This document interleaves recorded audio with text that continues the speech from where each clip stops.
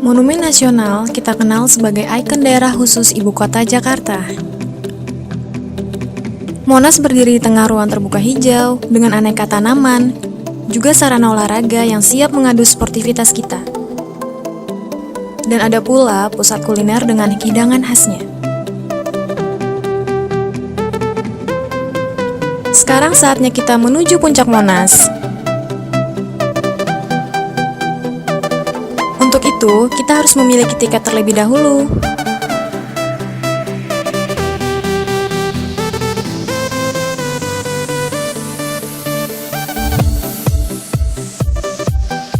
Wah, luar biasa. Dari puncak Monas, kita menyaksikan seolah Jakarta adalah kota yang tidak pernah tidur. Gemerlap lampu dan indahnya kota Jakarta semakin tampak di malam hari. Kalian harus menyaksikan sendiri keindahan dari puncak Monas.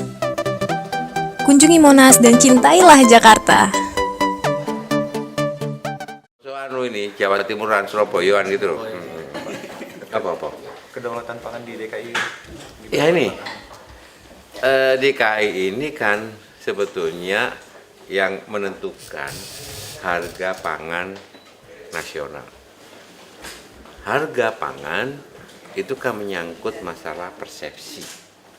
Kalau misalkan harga pangan, misalnya harga bawang ya di Kramat Jati 1 kilo 30.000 ya, maka semuanya akan ikut. Harga beras di Cipinang 1 kilo 10.000 semua ikutnya. Nah, fungsi DKI itu adalah untuk stabilisasi harga. Kita tidak mungkin menjadi produsen, tapi DKI berkomitmen untuk memberikan proteksi perlindungan kepada produsen, para petani. Dalam bentuk apa? Dalam bentuk memberikan kepastian harga, supaya nilai lebih dari hasil pertanian itu jatuh ke tangan petani, bukan jatuh ke tangan pedagang besar, apalagi mafia-mafia itu.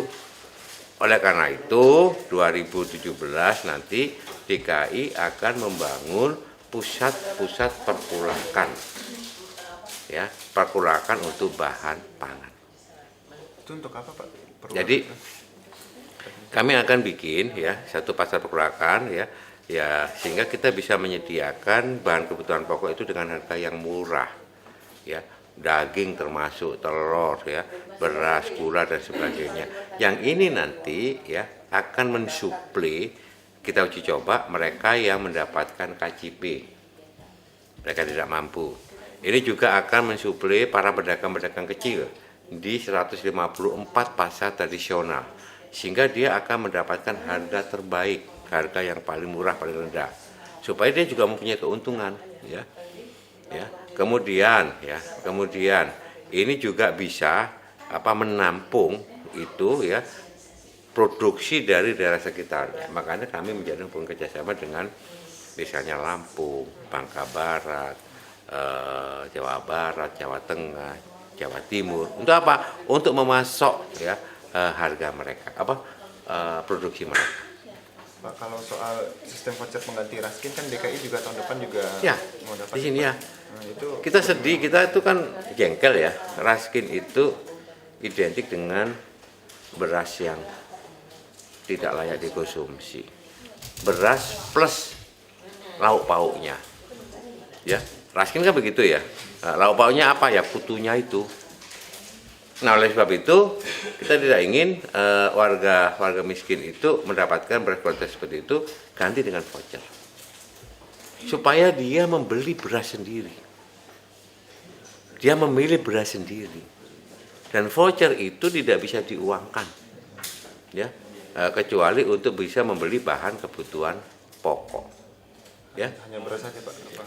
Beras boleh, sagu boleh, jagung boleh. Yang dimakan kan kalau di Jakarta otomatis kan beras. Tapi kalau di Papua barangkali dia pengen sagu, ya. Di Papua sana pengen jagung, ya. Tapi kalau di sini beras.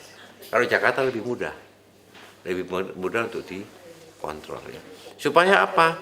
Supaya Bulog gitu ya. Sekali lagi Bulog itu tidak lagi bermain untuk Raskin, untuk rakyat miskin, itu kasih beras yang jelas.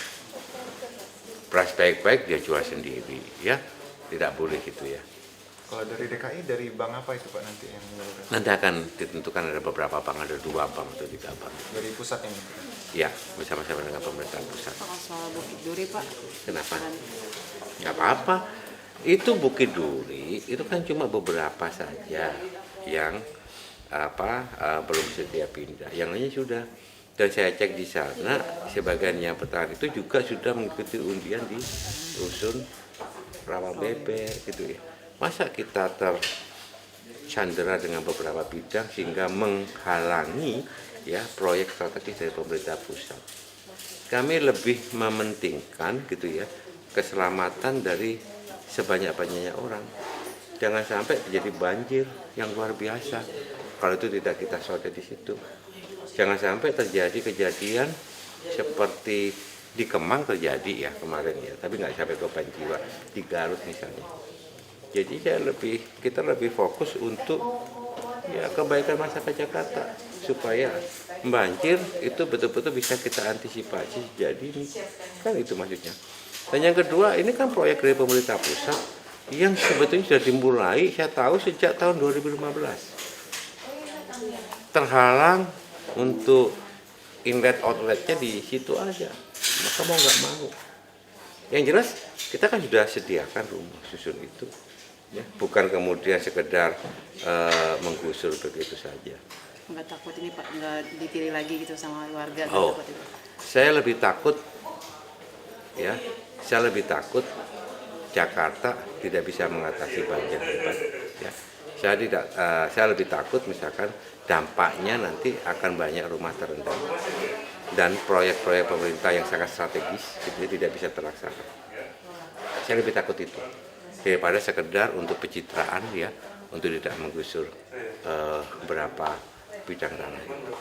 Yang lebih kita pentingkan adalah keselamatan masyarakat Jakarta yang lebih luas, kebaikan Jakarta yang lebih luas ya.